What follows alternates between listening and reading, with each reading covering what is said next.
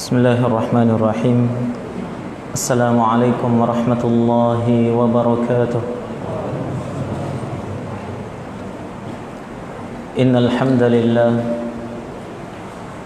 nahmaduhu jalla jalaluhu wa nasta'inuhu wa nastaghfiruh wa na'udzu billahi min shururi anfusina wa sayyiati a'malina.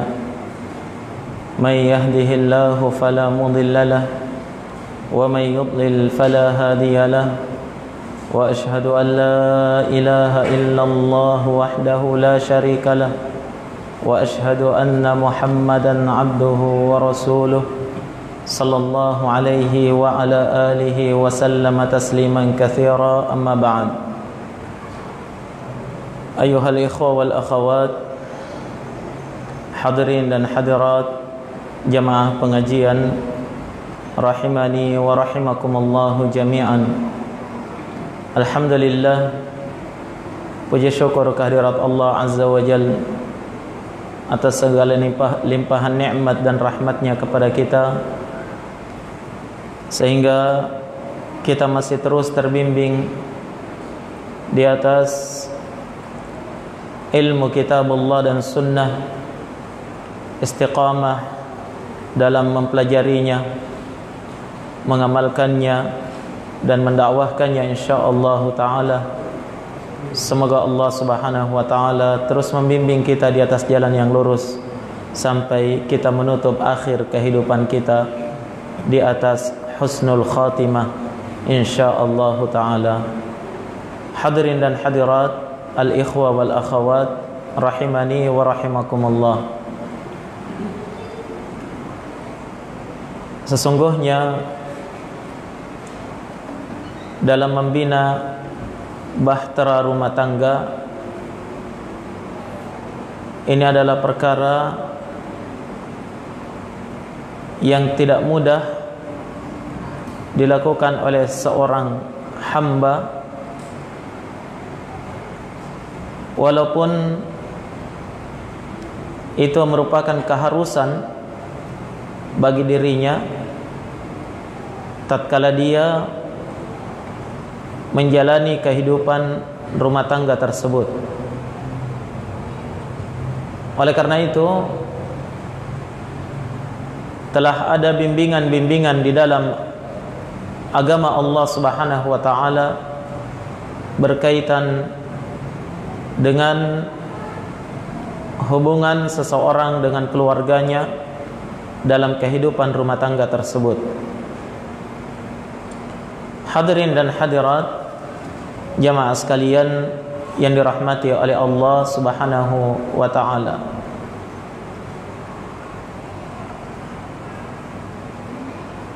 dalam kehidupan rumah tangga tidak dapat kita pungkiri bahwa di sana ada berbagai macam kesulitan yang akan dihadapi. Betapa tidak tatkala dua insan yang berbeda karakter, sifat, latar belakangnya harus disatukan di dalam kehidupan rumah tangga. Oleh karena itu di sana akan didapatkan riak-riak, bahkan terkadang ada badai di tengah rumah tangga itu. Namun jamaah sekalian, siapa yang mampu menjalaninya dengan baik,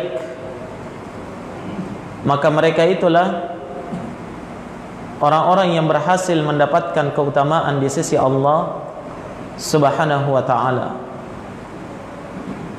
Mereka itulah orang-orang yang akan menggapai kebahagiaan hakiki dalam kehidupan dunia dan kehidupan akhiratnya. Allah Subhanahu wa ta'ala menyebutkan di dalam Al-Quran, wa min ayatihi an khalaqa lakum min anfusikum azwaja litaskunu ilaiha wa ja'ala bainakum mawaddatan wa rahmah. Dan di antara tanda kebesaran Allah, tatkala Allah Subhanahu wa taala menciptakan untuk kalian pasangan-pasangan min anfusikum, dari jenis kalian sendiri, yakni dari jenis manusia. Allah tidak ciptakan pasangan kita dari hewan. Allah tidak ciptakan pasangan kita dari jin atau malaikat. Tapi Allah ciptakan pasangan kita dari jenis kita sendiri, yakni dari kalangan manusia, anak cucu Adam. Tujuannya apa? Litaskunu ilaiha, agar kalian bisa merasakan ketenangan tinggal bersamanya, dan Allah akan menjadikan di antara kalian berdua mawaddatan wa rahmah, cinta dan kasih sayang di antara kalian. Maka kehidupan yang sakinah, yang tenang, ini adalah kehidupan keluarga yang sangat didambakan oleh setiap orang dan setiap keluarga muslim. Nah, dan ketika as-sakinah itu didapatkan di tengah keluarga, dalam kehidupan suami istri, dalam kehidupan rumah tangga, maka tercapai maksud dari sebuah pernikahan. Nah, atau tercapai salah satu maksud dari pernikahan seseorang. Litaskunu ilaiha, agar kalian bisa merasakan as-sakinah, tinggal dan tenang bersama keluarga kalian itu.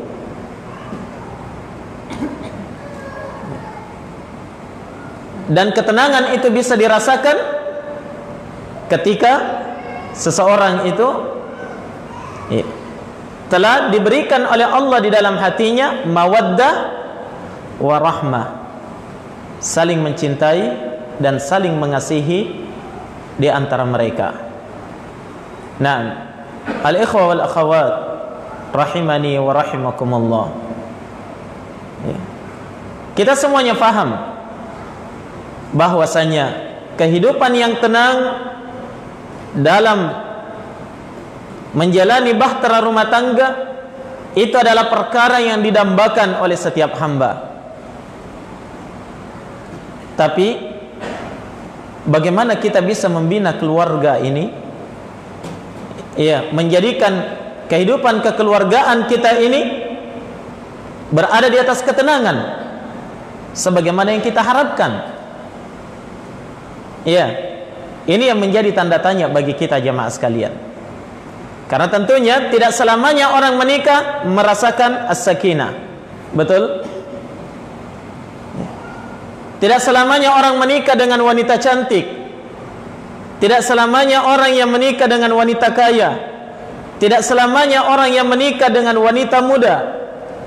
Tidak selamanya orang yang menikah dengan wanita bangsawan itu merasakan as-sakinah, kebahagiaan, ketentraman dan ketenangan di dalam kehidupannya.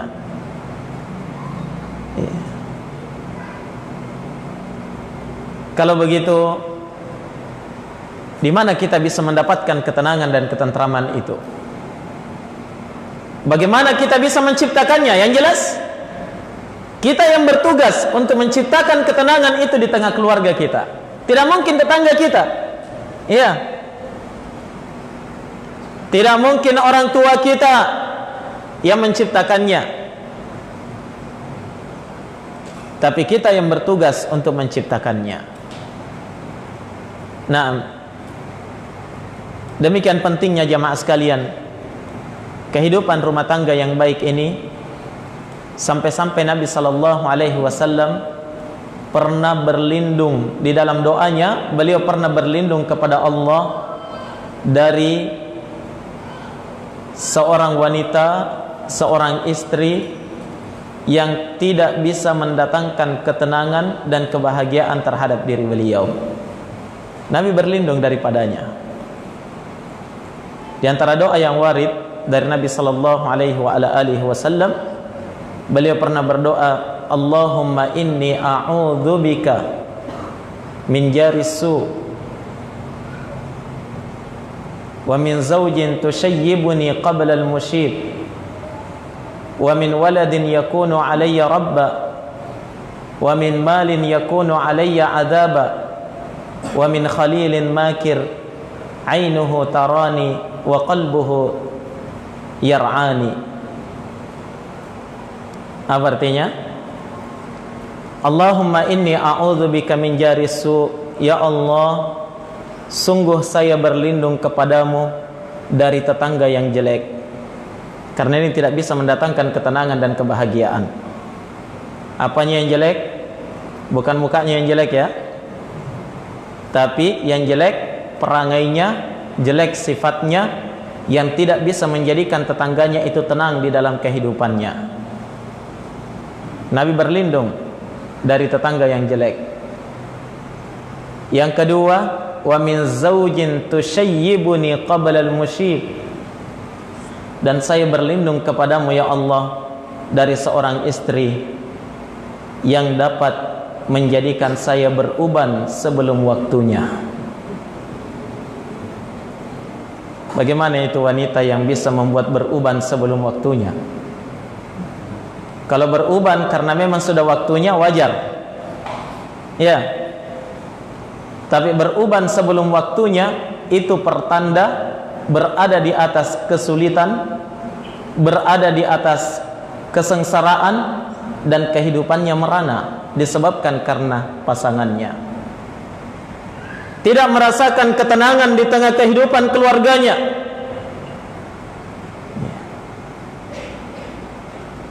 Tiap hari marah. Kalaupun tidak tiap hari tapi sering-sering marah, jengkel, tawuran. Tawuran sama siapa? Sama istri. Naam.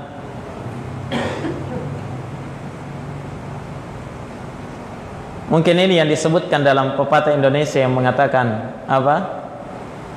Kalau orang sering marah, cepat apa? Sering marah cepat tua, gitu ya. Nabi saja berlindung daripadanya.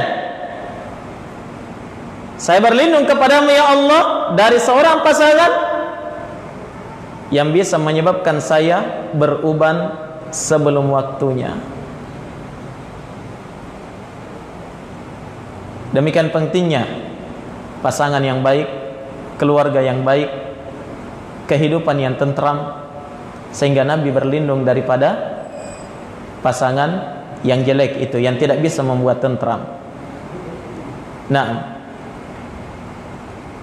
wa min waladin yakunu alayya rabba. Yang ketiga, dan saya mohon kepadamu ya Allah perlindungan dari anak-anak yang bisa menjadi tuanku.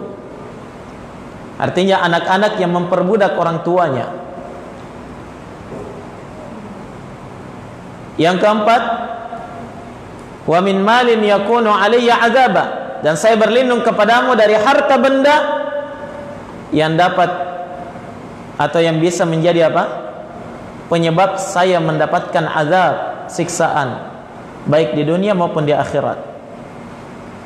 Yang terakhir, yang kelima adalah wa min khalilin makir, dan saya berlindung kepadamu ya Allah dari seorang teman yang selalu membuat makar. Ainuhu tarani, matanya memandang saya, kedua matanya memperhatikan saya, wa qalbuhu yar'ani, sementara hatinya selalu mengawasi saya, mencari kejelekan dan aib saya. Naam, sehingga dia akan mengumbarnya nanti. Itu adalah sahabat yang jelek. Jelas ya? Baik. Kembali kepada pertanyaan kita tadi. Dengan apa kita bisa menggapai bahtera rumah tangga yang baik? kehidupan yang baik, kehidupan yang sakinah, mawaddah, warahmah itu? Tentunya semuanya sudah diatur di dalam syariat kita. Jangan pernah mencari jalannya dari pedoman-pedoman yang lain selain daripada al-Islam. Karena pedoman itu sudah ada lengkap di dalam agama kita. Di antara penyebabnya, bahkan ini adalah penyebab terbesar seorang bisa mendapatkan kehidupan sakinah, mawaddah, warahmah, itu adalah ketika kedua pasangan faham akan hak dan kewajibannya. Suami faham akan kewajibannya, seorang istri juga faham akan kewajibannya terhadap suaminya. Karena kapan hak dan kewajiban ini yang tidak diperhatikan, tunggu akan terjadi percekcokan, pertengkaran, dan berbagai macam perselisihan. Jelas? Tapi kalau setiap pasangan masing-masing faham hak dan kewajibannya, maka dia berupaya untuk menunaikan kewajibannya. Maka di sini akan didapatkan ketentraman di dalam kehidupan. Ya. Dan saya kira ini berlaku untuk seluruh kehidupan yang baik yang akan dicapai dan diraih oleh seorang hamba. Kehidupan masyarakat akan baik ketika pemerintah faham akan hak dan kewajibannya, rakyat juga faham akan apa? Hak dan kewajibannya. Yang biasa bikin kacau apa? Ketika pemerintah tidak menunaikan hak rakyatnya. Ya. Sebaliknya hak juga apa? Rakyat juga hanya menuntut haknya dan tidak berupaya menunaikan kewajibannya. Terjadi keributan. Demikian pula di tengah kehidupan rumah tangga jamaah sekalian, dalam lingkup yang lebih kecil. Ketika seorang suami tidak memperhatikan kewajibannya, istri juga hanya menuntut haknya dan tidak faham kewajibannya, tunggu, kehidupan rumah tangga itu akan bubar barisan. Ya. Maka pada kesempatan kali ini pembahasan kita menitik beratkan pada apa? Tentang kewajiban seorang suami terhadap istrinya. Sebenarnya ini pembahasan khusus untuk bapak-bapak. Karena kalau didengarkan sama mama-mama, ini bisa besar kepala mereka. Ya. Nah, al-ikhwa wal akhawat rahimani wa rahimakumullah. Setiap kita dalam kehidupan ini punya hak dan kewajiban. Ya, dan kuncinya kalau mau aman, seseorang itu selalu memperhatikan kewajibannya walaupun tidak terlalu menuntut haknya. Penyebab banyaknya keributan ketika orang selalu menuntut apa? Haknya, kewajibannya nomor 2. Ya. Apa yang biasa bikin macet di Makassar? Demonstrasi. Iya kan? Ketika mereka menuntut haknya kepada penguasa, sementara kewajibannya mereka tidak pernah perhatikan, kan begitu? Demikian pula di tengah kehidupan rumah tangga tidak akan bisa baik dan tidak akan bisa tentram jika seseorang hanya menuntut haknya saja. Istri saya itu begini, istri saya itu tidak perhatikan begini, tidak terlalu tahu juga masak. Bangunnya jam 9. Terus dia sendiri kewajibannya juga tidak pernah dipenuhi. Oleh karena itu jamaah sekalian, kewajiban yang diutamakan. Makanya Nabi SAW, ya ini kaitannya dengan kehidupan bermasyarakat ya. Ketika Nabi ditanya oleh para sahabat, ya Rasulullah, bagaimana kalau nanti kami dapatkan di suatu hari penguasa, pemimpin, yas'aluna haqqahum wa yamna'una haqqana. Mereka selalu meminta, mencari haknya, menuntut haknya dipenuhi, dan mereka menahan hak kami. Artinya kewajibannya dia tidak tunaikan. Haknya terus diminta, dia tuntut. Apa yang harus kami lakukan wahai Nabi? Apa kata Nabi SAW? Isma'u wa ati'u. Dengar dan taat kepada mereka. Tunaikan hak kalian kepada mereka. Adapun hak kalian, fas'alullaha alladzi haqqakum. Minta kepada Allah hak kalian. Kalau tidak ditunaikan, minta kepada Allah, jangan tuntut kepada penguasa. Jelas? Artinya apa? Yang terpenting bagi kita adalah tuntut kewajiban kita, jangan selalu menuntut apa? Hak kita. Kalau suami selalu memperhatikan kewajibannya, istri pun demikian, maka akan terjadi kehidupan yang baik di tengah bahtera rumah tangga. Jelas? Tapi kalau salah satunya tidak faham, itu yang berat. Iya. Apalagi kalau seperti yang kita sebutkan tadi ya, yang dia cari hanya apa? Haknya saja. Hak saya tidak dipenuhi. Ya, suami mengatakan istri malas masak. Istri juga mengatakan suami tidak pernah kasih uang belanja. Ya, cocok nih itu.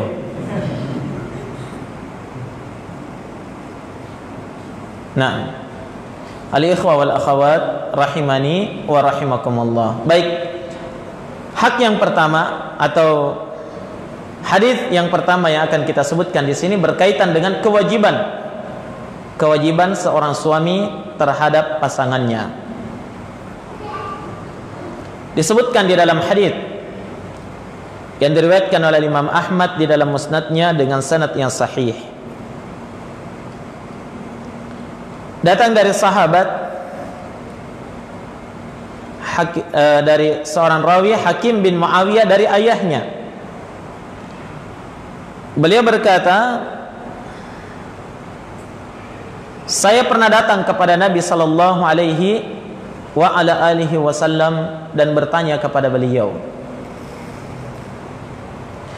ma haqqu zaujati ahadina alaihi? Wahai Rasulullah, apa hak istri-istri kami?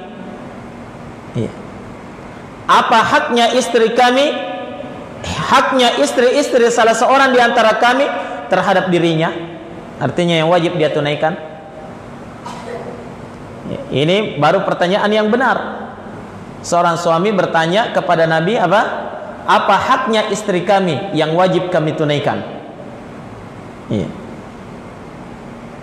Salah pertanyaannya kalau dia datang kepada Nabi mengatakan, ya Rasulullah, apa kewajibannya istri kami terhadap kami?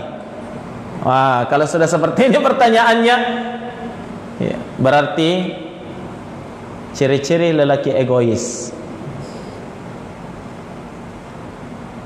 Nah, tapi sahabat ini yang dia tanyakan apa? Haknya istri terhadap kami apa? Mereka perlu tahu. Kenapa? Karena di zaman jahiliyah wanita tidak diperhatikan haknya. Dipersaksikan oleh Umar bin Al-Khattab radhiyallahu taala an. Apa kata beliau? Kata Umar bin Al-Khattab, "Kunna fil jahiliyah la na'uddu minan nisa'i 'alaina syai'un." Kami di zaman jahiliyah sama sekali tidak pernah menganggap perempuan itu ada haknya terhadap kami. Jadi wanita di zaman jahiliyah itu tidak ada bedanya dengan budak. Bedanya sedikit saja. Apa itu? Budak diperjualbelikan, istri tidak. Tapi haknya tidak diperhatikan.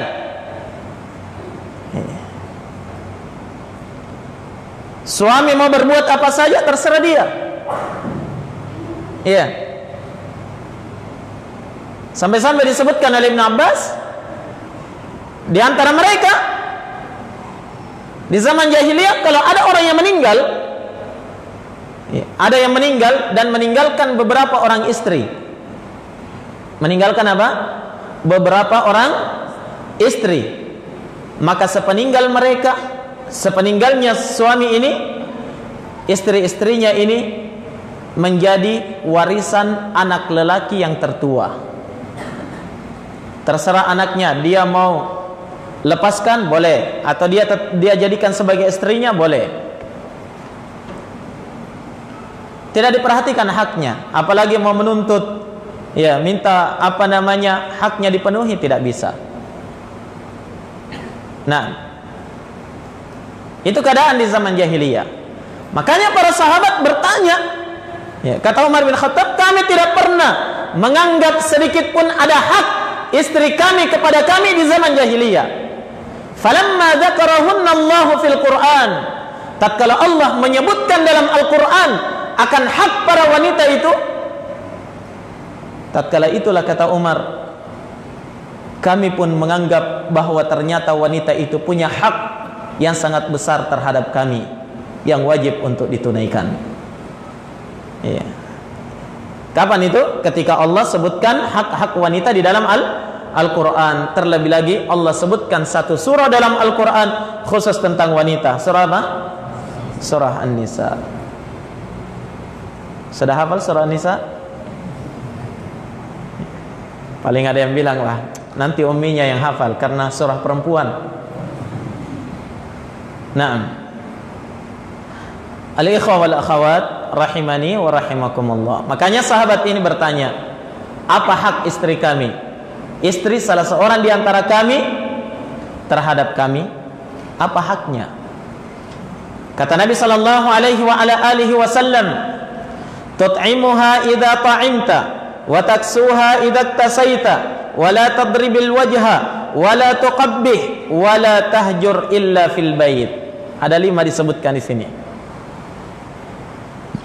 Yang pertama, kewajiban sang suami adalah tut'imuha idza ta'imta. Kamu beri makan jika mereka makan. Jika kalian makan. Artinya apa? Beri makan kepada mereka, berikan nafkah kepada mereka berupa makanan dan minuman dan kebutuhan mereka sesuai dengan apa yang kalian makan. Itu kewajibannya.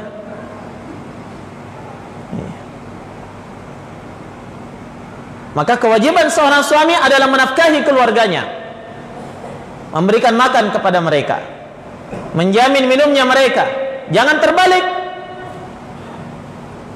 Istrinya berangkat kerja ke kantor, suaminya jaga anak di rumah.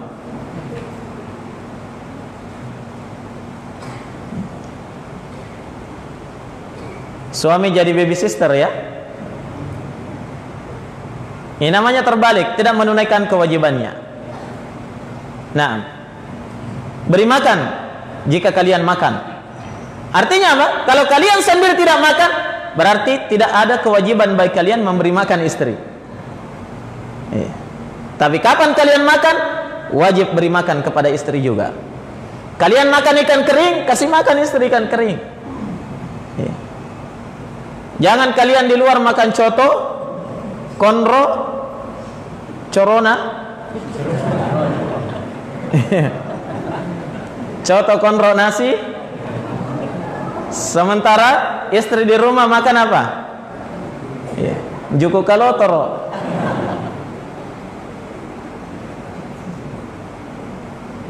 Ini tidak benar ini. Apa yang kalian makan, beri makan kepada istri. Jelas ya? Artinya apa? Ya, kalian menganggap istri itu bagian dari diri kalian. Suami-suami yang pelit, tidak mau memberi nafkah kepada keluarganya, ini seharusnya belum menjadi suami ini. Kebanyakan di antara kita jamaah sekalian, ya kebetulan jadi suami. Maksudnya gimana? Kebetulan jadi suami. Dia belum paham bagaimana menjadi suami yang baik, bagaimana dia membina keluarganya.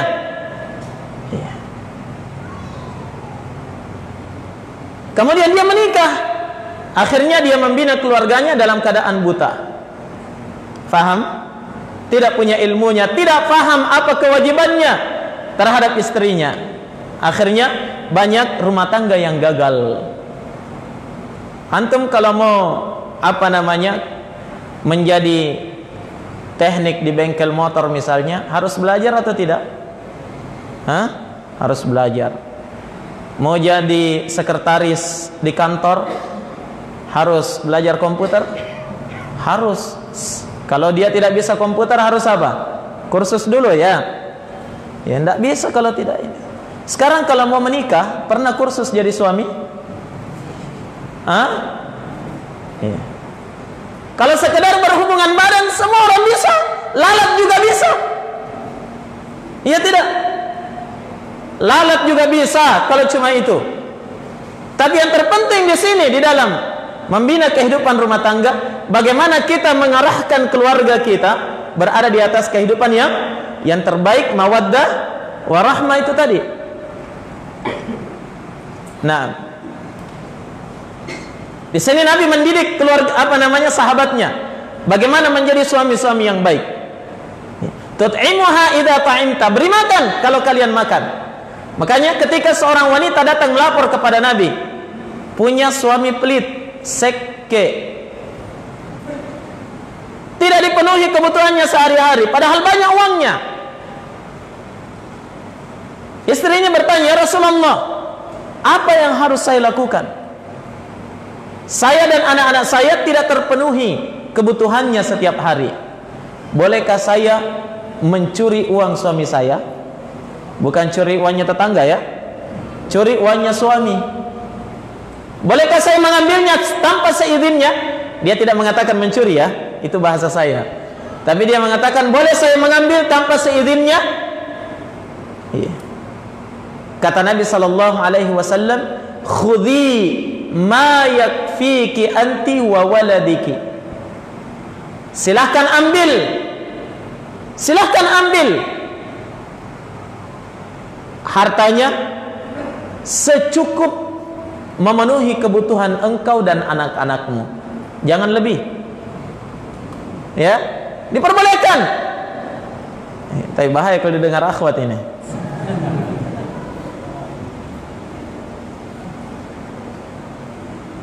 Jadi Nabi perbolehkan wanita ini, silakan ambil apa yang mencukupi dirimu dan anak-anakmu, itu ketentuannya, jangan lebih.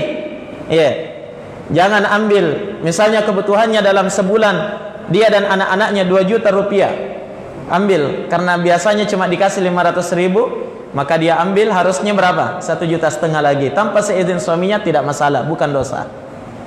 Faham? Ya, makanya kalau hilang di dompet uangnya antum, ya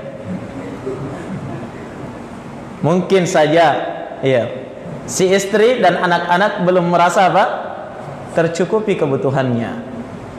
Nah, tapi kapan dia ambil 1 juta ya 500 ditambah 2 juta, 1,5 juta tambahnya untuk kebutuhannya, 2 jutanya masuk di rekening. Ini yang melanggar, ini yang 2 jutanya. Jelas? Yang boleh dia ambil apa? 1,5 juta untuk kecukupan dirinya saja dan anak-anaknya, makan dan minumannya dan kebutuhan yang lainnya. Jelas? Tayyib. Itu kewajiban seorang suami. Kalau dia tidak beri kepada keluarganya, maka boleh si istri mengambil tanpa izinnya. Nah, apa yang mencukupi dirinya?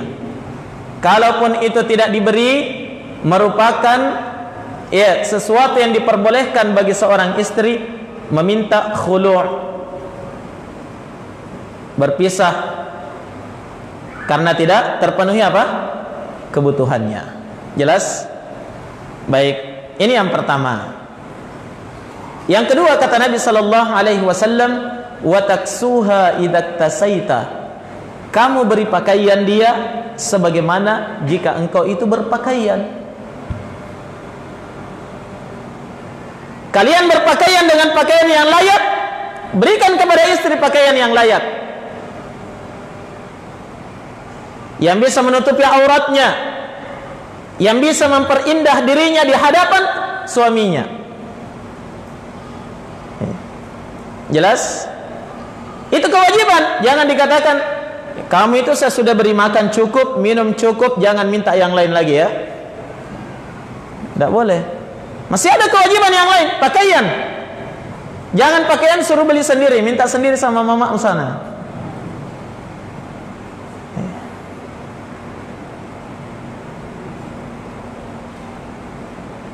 Ketika pergi belanja, naam, rencananya beli ikan, sayur. Begitu biasanya ibu-ibu ya. Ibu-ibu harus ngaku ini. Tiba-tiba yang dilirik daster. Iya. Boleh saya beli daster? Oh jangan. Ini cuma tadi rencananya cuma mau beli apa? Ikan, sayur, selesai, beli itu saja, pulang. Tapi ketika istrinya tidak berdandan kepada dia, protes juga. Apa mi itu? Seperti orang mati mi suaminya, tidak berhias. Hah? Bajunya daster terus, itu terus setiap hari. Bosan sama kalian ki. Robertomi lagi kalepaknya. Yang jadi salah istrinya, tidak pernah mengembalikan kesalahan itu pada dirinya. Kapan dia sadar bahwa kapan saya belikan istri saya pakaian?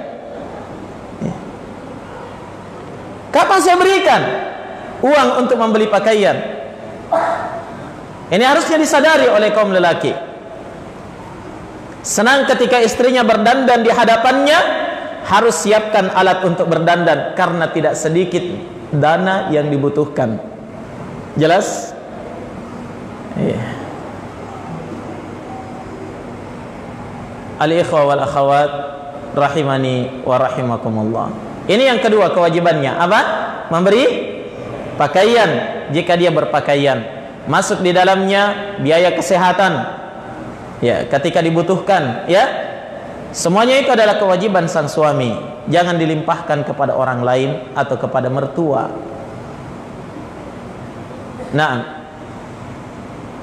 yang ketiga kata Nabi sallallahu alaihi wasallam, wala tadribil wajh, dan jangan memukul wajah.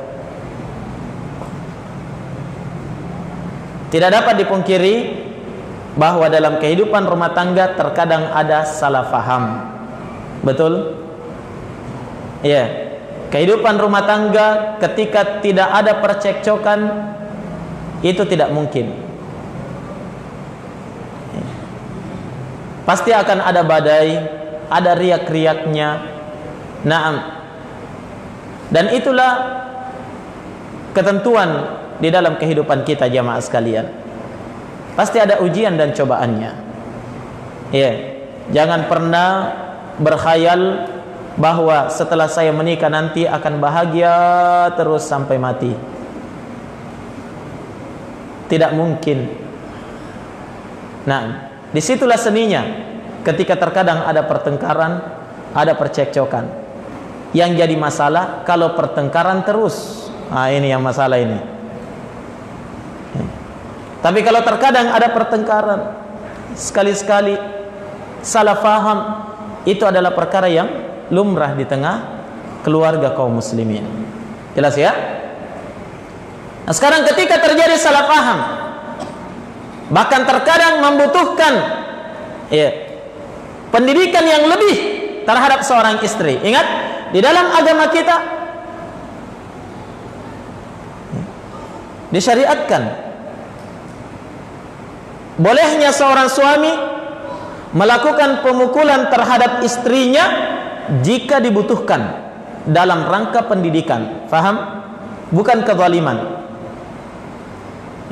Makanya dalam Al-Quran disebutkan ya seperti itu. Beberapa tahap dinasihati. Kalau dinasihati tidak mempan, ya, fahjuruhunna fil madaji', hajar dia, tinggalkan tempat tidur, jangan ditemani tidur. Tapi jangan ditinggalkan rumahnya. Ya. Hajar artinya jauhi dia dari tempat tidurnya. Kamu kamar sebelah, saya di kamar sebelah. Siapa suruh tidak mau berubah sifatnya misalnya. Ya. Sisa dilihat siapa yang paling hebat dalam bertahan.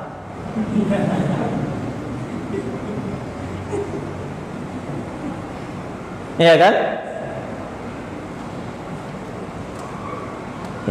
Itu tahapannya, dihajar. Dihajar tidak mempan. Dia apa lagi? Apa namanya? Wadribuhunna dulu ya. Cambuk dia, pukul dia, kemudian dihajar, dan beberapa tahapan, bukan langsung cerai. Jelas? Iya. Di antara tahapan itu, ini yang saya mau tekankan, di antara tahapan itu ada apa? Bentuk pemukulan. Jangan sampai ada yang mengatakan, wah ini KDRT ini. Ini ketetapan di dalam agama kita. Jika itu dibutuhkan dan itu dalam rangka pendidikan. Coba lihat pemukulan seorang suami terhadap istri. Bagaimana bentuknya? Di antaranya apa yang dijelaskan sini. Wala tadribil wajh. Kalaupun harus memukul, jangan pukul wajahnya. Pantang, haram hukumnya. Jangan mentang-mentang baca di dalam Al-Quran boleh memukul istri dalam rangka mendidik, istrinya benjol-benjol kiri kanan. Iya. Makanya dalam sebuah hadits Nabi melarang. Kata beliau, "Wala yadribanna ahadukum imra'atahu darbata amah, thumma huwa yudaji'uha." Jangan sekali-kali salah seorang di antara kalian memukul istrinya sebagaimana dia memukul seorang budak. Setelah itu dia tiduri lagi. Jangan sampai, kata Nabi. Nah, tapi pukulnya bagaimana? Pukul dengan kelembutan. Wah, bagaimana itu Ustaz? Ya antum harus belajar. Bagaimana itu cara memukul dengan apa? Memukul dengan lembut. Nah, artinya apa? Pukulan yang diiringi dengan rasa cinta, rahmat terhadapnya, memukul bukan karena emosi, memukul bukan karena menzalimi, tapi memukul semata-mata mendidik. Faham? Di antara bentuknya jauhi wajah. Ya. Di dalam hadits yang lainnya Nabi menjelaskan bagaimana bentuk pukulan itu. Iya. Wadribuhunna darban ghaira mubarri. Pukul mereka dengan pukulan yang tidak meninggalkan bekas. Bisa? Iya. Jadi memukul jangan sampai wajah. Memukul jangan sampai apa? Meninggalkan bekas. Memukul jangan sampai memukul seperti memukul seorang budak. Itu. Ya, ini yang harus antum fahami. Kalau harus memukul, paham ya? Ya. Itu aturannya di dalam agama kita. Semata-mata pukulan itu adalah pendidikan terhadapnya. Ya. Jangan pukul wajah. Jangan sampai meninggalkan bekas, apalagi patah tulang. Istri dipukul, setelah itu dibonceng ke tukang urut. La ilaha illallah. Tukang urutnya, kenapa ini? Saya mendidik dia. Ini bukan pendidikan, ini pembunuhan. Baik. Kemudian selanjutnya kata Nabi sallallahu alaihi wasallam, wala tuqabbih, dan jangan menjelekkan dia. Artinya jangan sampai mencaci maki dia, apalagi merendahkan martabat, harkat dan martabatnya. Marah boleh marah, tapi ingat jangan lewat batas. Terhadap pelanggaran seorang istri, terhadap kejelekan yang dilakukan seorang istri atau yang dia ucapkan, seorang suami marah, tapi ingat jangan lewat batas. Jangan marah kita menjadikan kita mengucapkan kalimat-kalimat kotor terhadapnya. Tidak pantas seorang suami muslim beriman kepada Allah dan Rasulnya ketika dia marah sampai mengucapkan kalimat-kalimat kotor. Seluruh binatang di kebun binatang sudah disebut. Kamu itu ini, kamu itu ini, kamu itu ini. Tidak pantas. Apalagi di dalamnya ada bentuk kalimat-kalimat mendoakan kejelekan. Ingat, kalimat kita walaupun marah tetap harus dijaga. Jelas ya? Iya. Jangan sampai karena marah langsung didoakan istrinya, mudah-mudahan kamu terlaknat. Tidak pantas seorang suami berucap dengan ucapan yang seperti ini. Jaga lisan, terutama dalam keadaan marah. Kalau dalam keadaan senang, semuanya bisa menjaga lisan ya? Bisa? Iya. Kalau di WA bisa, iya sayang, kenapa Ki Dinda? Weh, baiknya ucapannya. Tapi ketika marah, la ilaha illallah, tidak ada baiknya istrinya. Semua kebaikan yang telah lalu bagaikan kemarau setahun terhapus apa? Hujan sehari. Selesai. Terlebih lagi jamaah sekalian, jangan sampai merendahkan dia. Iya. Marah kepada istri yang direndahkan keturunannya. Ya. Memang kamu itu keturunan begini. Ya. Seharusnya saya tidak menikahi kamu dulu. Ya. Istrinya bilang, terus kenapa kita datang melamar?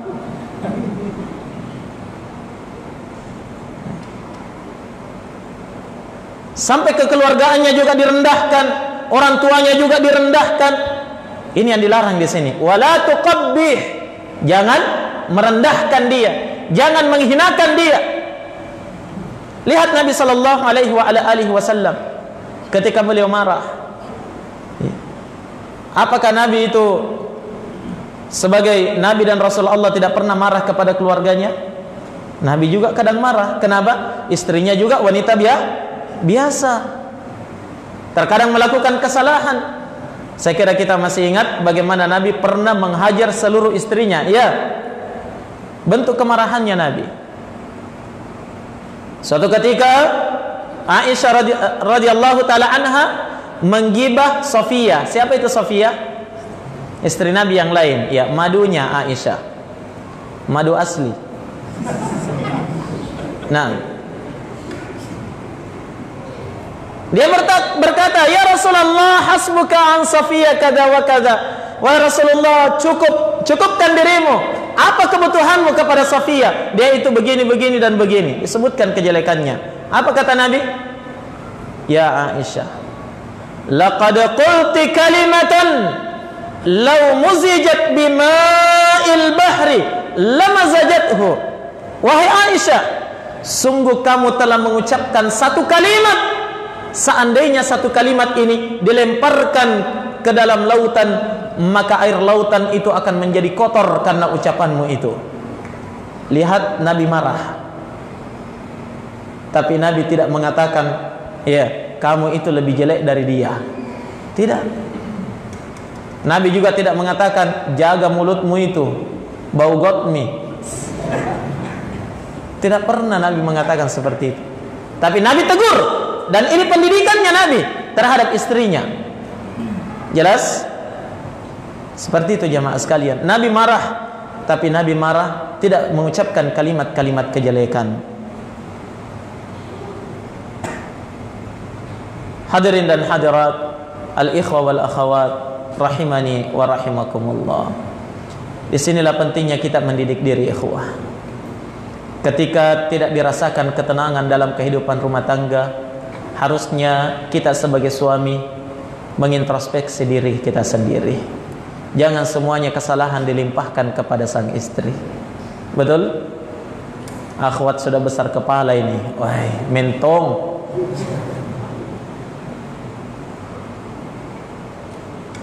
Jangan semua dilimpahkan kepada mereka. Periksa diri kita. Apa yang salah?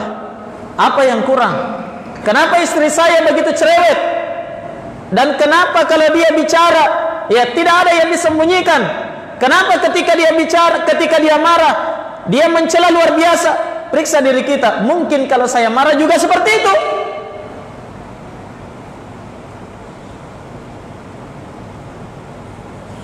Yang jelas Nabi mengatakan, wala tuqabbih. Jangan merendahkan dan menghinakan dia.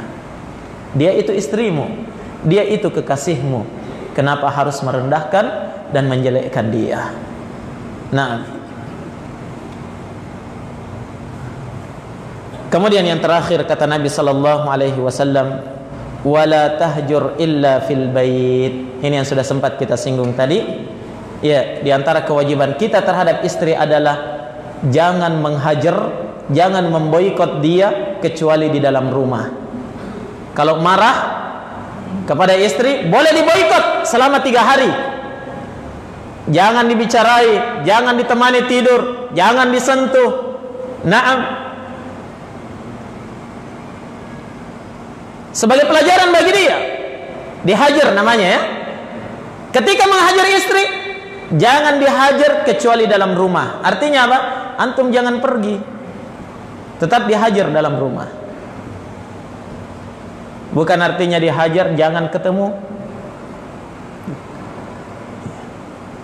Tiba-tiba ada suami didapatkan tidur sendiri di masjid. Ditanya, kenapa ki akhi? Ku hajar istriku. Nakal sekali. Ini tidak benar. Silakan dihajar, jangan diomong, dibombe kata orang Makassar ya. Ya, silakan bombe istrinya. Boleh sampai 3 hari, tapi tetap dalam rumah. Artinya tetap tidur di rumah.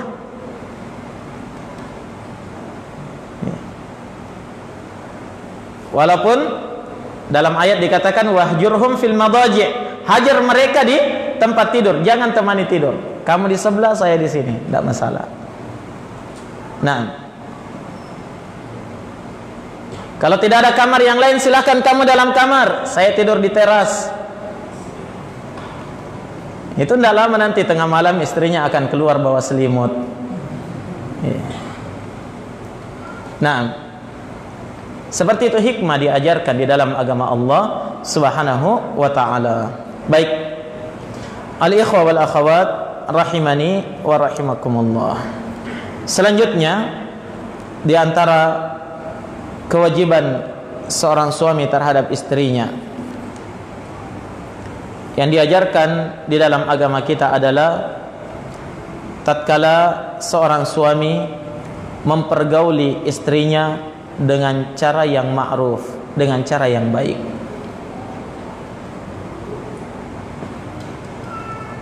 Ini adalah kewajiban yang diperintahkan langsung oleh Allah di dalam Al-Quran. Kata Allah Subhanahu wa ta'ala, wa'ashiruhunna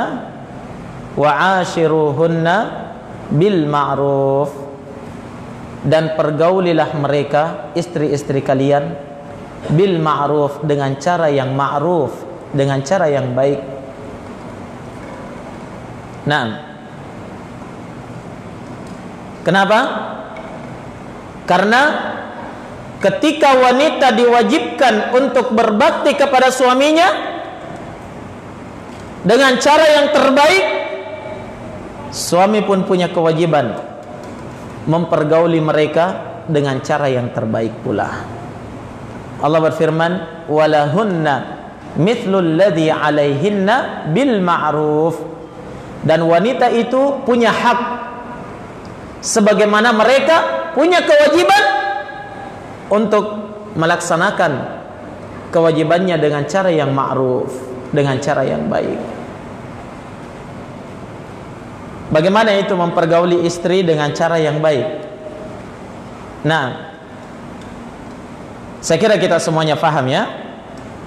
Tatkala seorang suami adalah pemimpin, pelindung, penjaga bagi kaum wanita. Ar-rijalu qawwamuna 'alan nisa.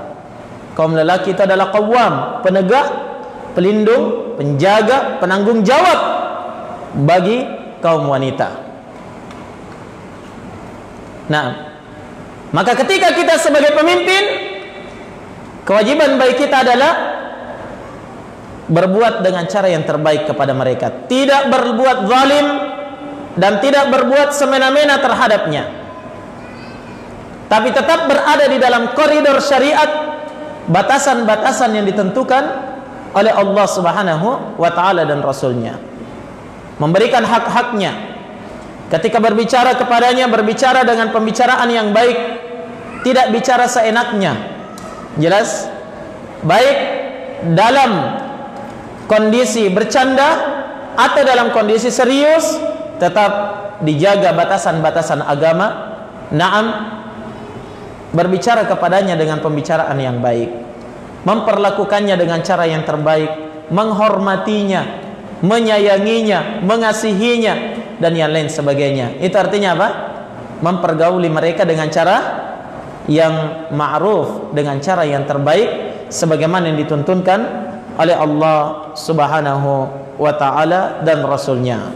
Baik, di antara kewajiban seorang suami terhadap istrinya adalah senantiasa membimbingnya di atas agama, dan ini yang terpenting.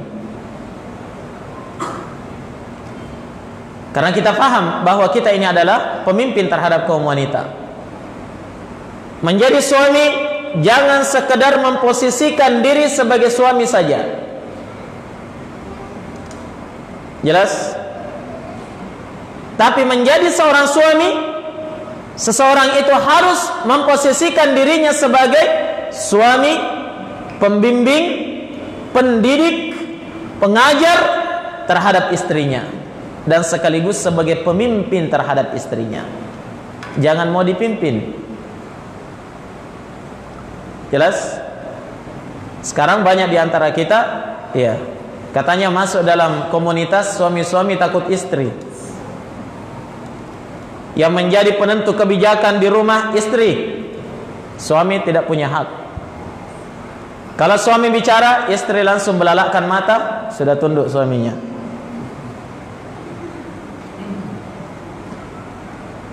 Nah, ingat, suami adalah pemimpin dalam rumah tangga. Ketika dia adalah pemimpin, wajib menjadi seorang pendidik dan pengajar terhadap istrinya. Dididik di atas agama. Maka dari itu keliru ketika ada seorang pemuda misalnya di zaman kita, atau ikhwah jomblo yang mau cari calon, katanya saya mau cari akhwat yang sudah pintar, hafizah 30 juz. Itu persyaratannya. Hafizah 30 juz, bisa baca kitab Gondolo. Naam. Iya, ustazah. Terus kalau ditanya kita sendiri bisa apa? Iya. Juz 30, alhamdulillah. Kalau tidak 3 kul. Ketika ditanya kenapa bisa? Mau cita-citanya terlalu tinggi. Nanti istri yang ajari saya. Salah besar. Ini secara tidak langsung dia menginginkan apa? Istri menjadi pendidik terhadap dirinya. Sementara kewajibannya adalah apa? Suami pendidik terhadap istrinya. Faham? Ya. Nah, tidak masalah kalau punya cita-cita dapat istri yang begini-begini, karena itu adalah wanita salihah, ya. Wanita yang terbaik. Tapi ingat, jangan pernah melupakan kalau kita ini adalah pemimpin dan pendidik terhadap istri. Bagaimanapun ilmunya seorang wanita, bagaimanapun kuat hafalannya, bagaimanapun banyak pengalamannya, tetap mereka adalah makhluk yang dinyatakan oleh Nabi sallallahu alaihi wasallam dalam haditsnya, "Ma ra'aitu naqisati aqlin wa dinin azhaba lilubbir rajulil hazin min ihdakunna." Saya tidak pernah melihat ada makhluk naqisatu aqlin wa din, yang sangat kurang akal dan agamanya, yang mampu menundukkan seorang pria yang lemah dari kalian, dari salah seorang di antara kalian, wahai kaum wanita. Jadi dalam hadits ini Nabi sebutkan apa? Wanita itu sifatnya kurang akal dan agamanya. Jelas? Kurang akal dan agamanya. Itu asalnya wanita. Oleh karena itu, seorang lelaki yang punya akal dan baik agamanya, mereka itulah yang berhak, yang punya kewajiban untuk apa? Memberikan pendidikan terhadap istrinya.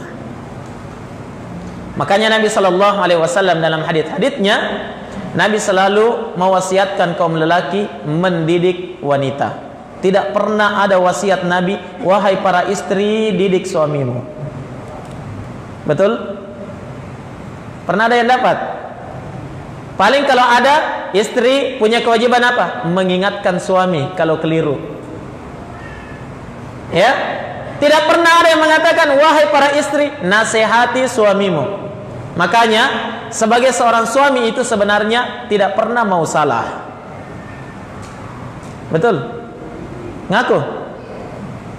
Hah? Suami tidak pernah mau salah. Kalau dia dinasihati sama istri tambah jengkel. Betul begitu ya? Iya, saya juga begitu.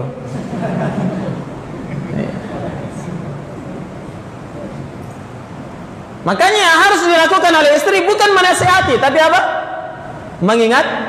Mengingatkan dengan cara yang terbaik. Paham? Iya. Bukan mengajari suami, tapi mengingatkan. Makanya istri kalau ada istri yang mengatakan, dia katakan kepada suaminya, habisin dulu. Salah ini, kita harus begini. Itu suami sulit mau terima. Betul atau tidak? Iya. Tapi coba kalau dia mengatakan, kayaknya salah ini, bagusnya mungkin kalau begini, bisa terima? Pasti terima. Itu bedanya. Ya. Makanya Nabi tidak pernah perintahkan wanita, didik suamimu, nasihati suamimu, ajari suamimu. Tidak. Tapi yang ada dalilnya apa? Suami didik istri. Kata Nabi Sallallahu Alaihi Wasallam. Contohnya ya, di antara haditsnya adalah hadits Abu Hurairah riwayat Al-Bukhari dan Muslim. Kata Nabi Sallallahu Alaihi Wasallam, "Istausu bin nisa'i khaira, fa innal mar'ata khuliqat min dila'." Kata beliau, berwasiatlah kalian, nasihatilah, ajari, didik siapa? Bin nisa, terhadap kaum wanita, khaira, dengan cara yang terbaik.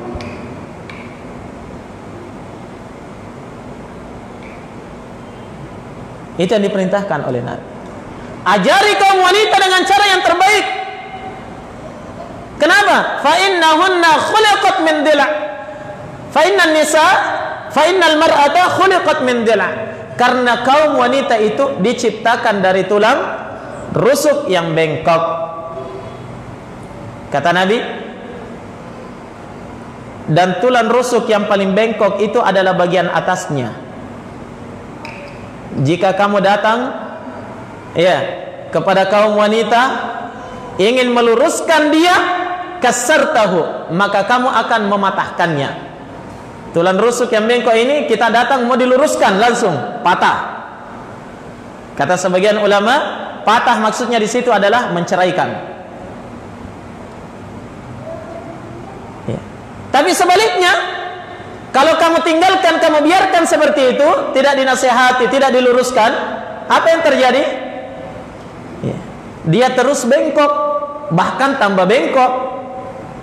Ya. Coba lihat perempuan yang asalnya memang sudah bengkok, jarang mendapatkan pendidikan agama, jarang mendapatkan nasihat, jarang ikut kajian, bengkok atau tidak? Iya.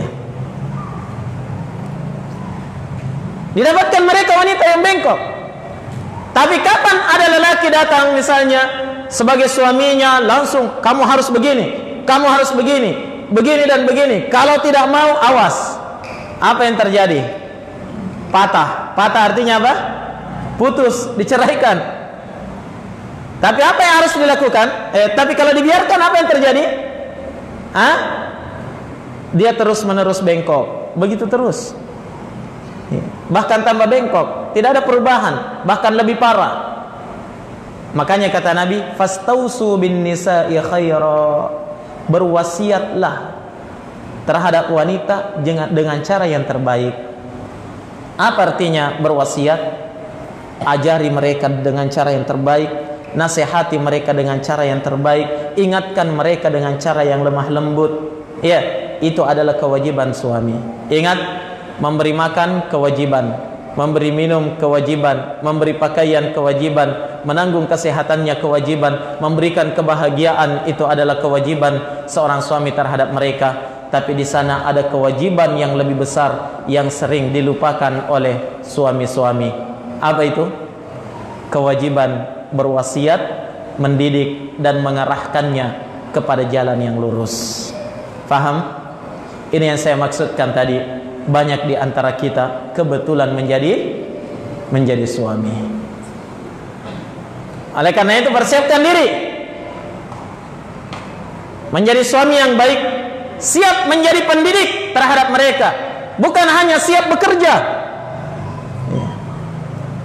Dan dikatakan saya sudah mau menikah ini, alhamdulillah saya sudah punya pekerjaan, penghasilan 50 juta per bulan, ya, belum lagi bonusnya, alhamdulillah.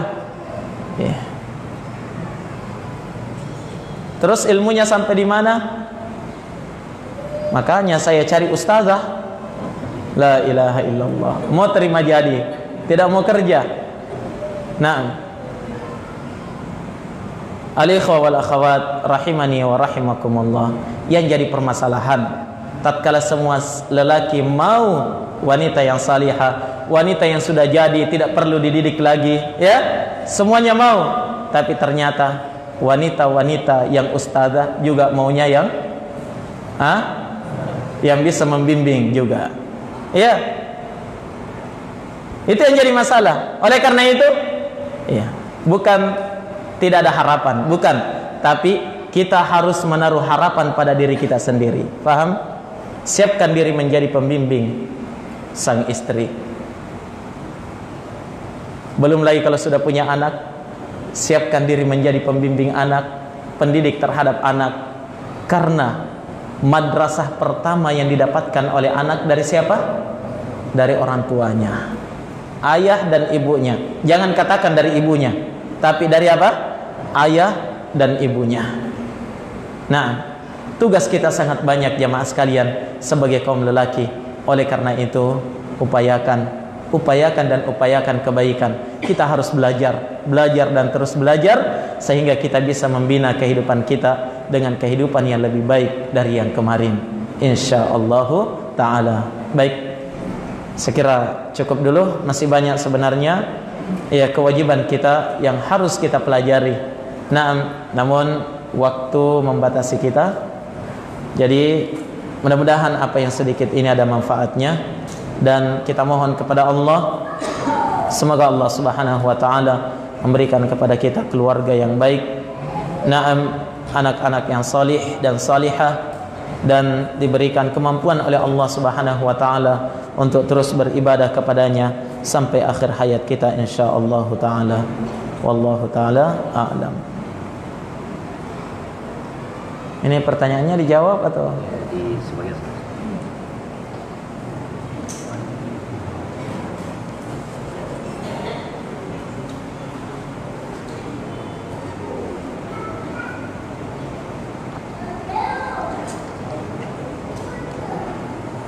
Pertanyaan yang pertama, apa yang harus dilakukan suami jika istri susah bangun pagi, tidak melayani makanannya suami? Kalau ditegur, si istri duluan marah lalu ngambek. Mungkin terlalu lama tidurnya, terlalu lama baru tidur. Jangan dikasih begadang istrinya. Paham? Ya. Jangan kasih begadang istrinya sampai tengah malam supaya dia bisa bangun pagi. Jangan bangun pagi, bangun subuh. Ya. Kalau lambat tidurnya, ini akibatnya malas bangun pagi. Nah, apa maksudnya jangan terlalu dikasih begadang istrinya? Ya, banyak salah paham lagi ini. Ya. Artinya inilah tugas kita, mendidik dia cepat tidur. Kalau tidak ada lagi yang perlu dikerja, cepat tidur. Ya, ini yang diperintahkan. Nah, makanya Nabi SAW setelah Isya, ya, beliau cepat tidur. Yang biasa bikin lambat tidur apa? Televisi. Apa lagi? HP, gadget. Ini, Ya. Sudah di tempat tidur, suami sibuk bercahaya di depannya, istri juga bercahaya di depannya, tidak terasa jam 1 malam. Ya. Akhirnya pagi terlambat bangun. Nah, jadi ini kewajiban bagi suami untuk melatih dia. Kalaupun cepat tidur, lambat bangun, disinilah waktunya dia untuk berjuang. Bagaimana bisa menjadikan dia cepat bangun tidur dan jangan ngambek. Seperti itu. Ingat, ala bisa karena biasa, maka harus dia biasakan. Kalau memang pembawaan istrinya sejak gadis seperti itu misalnya, ya, suka tidur pagi, maka kewajiban suami untuk melatihnya untuk bangun subuh.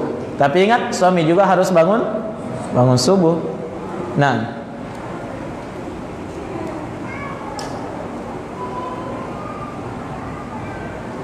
Ustaz, apa hukumnya seorang bapak atau ayah yang tidak marah melihat anak perempuannya tidak berhijab? Mohon penjelasan. Kalau anak ini belum bersuami, maka ini adalah tanggung jawab orang tua, dan ini masuk dalam kategori membiarkan kemungkaran terjadi di tengah keluarganya. Nah,